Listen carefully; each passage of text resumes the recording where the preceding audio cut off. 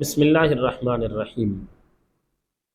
یہ دنیاوی زندگی ہے، پریشانیوں میں گھرے ہوئے ہم لوگ ہیں، اور ان پریشانیوں سے نکلنے کے لیے ہم اپنی کوشش کر رہے ہوتے ہیں، لوگوں سے مشورے کرتے ہیں، کبھی کسی سے مشورہ لے لیا، کبھی کسی کے ساتھ بات کی، اپنے غم لوگوں کے ساتھ شیئر کرتے ہیں، اور ہم یہ چاہ رہے ہوتے ہیں کوئی ہمیں اچھا مشورہ دے۔ ناظرین، غموں میں، پریشانیوں میں ایک ذات ایسی ہے جو کبھی تنہا نہیں چھوڑتی۔ دنیا کی دوستیاں عموماً خوشیوں کی دوستیاں ہوتی ہیں، غموں اور پریشانیوں کے اندر بڑے بڑے چھوڑ کے دور ہٹ جاتے ہیں، لیکن جو اللہ کے ساتھ تعلق جوڑے رکھتے ہیں، اللہ تعالیٰ انہیں کبھی تنہا نہیں چھوڑتے، بلکہ اللہ تعالیٰ کی طرف سے فرشتے اترتے ہیں اور آ کے کہتے ہیں لا تخافوا ولا تحزنوا، غم زدہ نہیں ہونا، پریشان نہیں ہونا، وابشروا بالجنۃ التی کنتم توعدون، بلکہ تمہیں خوش ہونا چاہیے کہ تمہاری اس دنیاوی زندگی کے اختتام کے بعد اللہ تعالیٰ تمہیں لازوال نعمتوں بھری زندگی عطا فرمائیں گے۔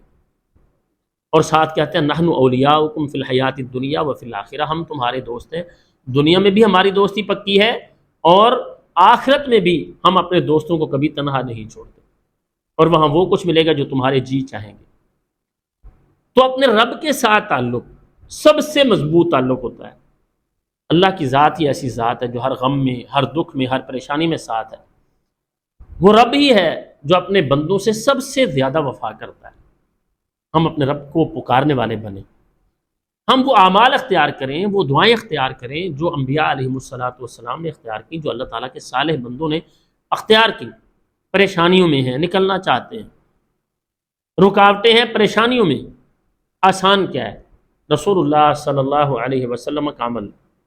جب مکے کے مشرکین نے آپ علیہ السلام کے گھر کا گھراؤ کیا ہوا تھا اور نعوذ باللہ آپ کو قتل کرنے کی سازش کی جا چکی تھی، اور نوجوان اکٹھے ہو کے مختلف قبیلوں کے آ چکے تھے، اللہ کے رسول علیہ السلام نے جو دعا پڑھی تھی اس دعا کو معمول بنا لیا۔ آپ نے کیا پڑھا تھا؟ حسبنا اللہ ونعم الوکیل۔ یہ چھوٹے سے الفاظ ہیں جنہیں ہم چھوٹا سمجھتے ہیں، لیکن پڑھنے میں چھوٹے ہیں، لیکن ہیں بہت بڑے۔ حسبنا اللہ، بندہ کہتا مجھے اللہ کافی ہے، ونعم الوکیل، اور وہ سب سے اچھا کارساز ہے، معاملے سنوارنے والا وہ اکیلا ہی سب سے اچھا ہے۔ یہ الفاظ احزاب کے موقع پر اللہ کے پیغمبر علیہ السلام نے پڑھے، صحابہ نے پڑھے۔ جناب ابراہیم خلیل اللہ علیہ السلام کو جب آگ میں پھینکا گیا تو انہوں نے بھی یہی الفاظ پڑھے، حسبنا اللہ ونعم الوکیل۔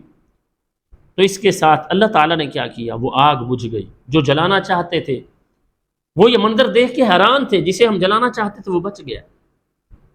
تو ناظرین، کسی پریشانی میں ہے، کسی بھی مشکل میں ہے، یہ کلمہ کبھی نہ چھوڑیں، حسبنا اللہ ونعم الوکیل۔ ہمیں اللہ ہی کافی ہے اور وہ بہترین کارساز ہے۔ اس کو پڑھتے رہیں، اس کا ورد کریں، اسے پڑھیں، ہر نماز کے بعد عادت بنا لیں۔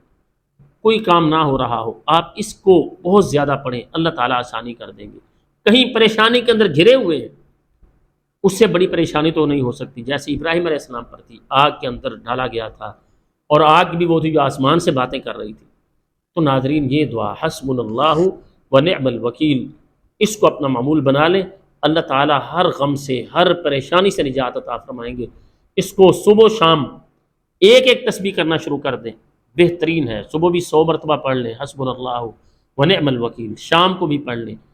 انشاءاللہ اللہ تعالیٰ جس لیے بھی آپ پڑھیں گے، جو بھی پریشانی ہوگی، اللہ تعالیٰ وہ پریشانی دور کر دیں گے، اللہ آپ کے لیے آسانیاں فرمائیں گے۔ السلام علیکم ورحمۃ اللہ وبرکاتہ۔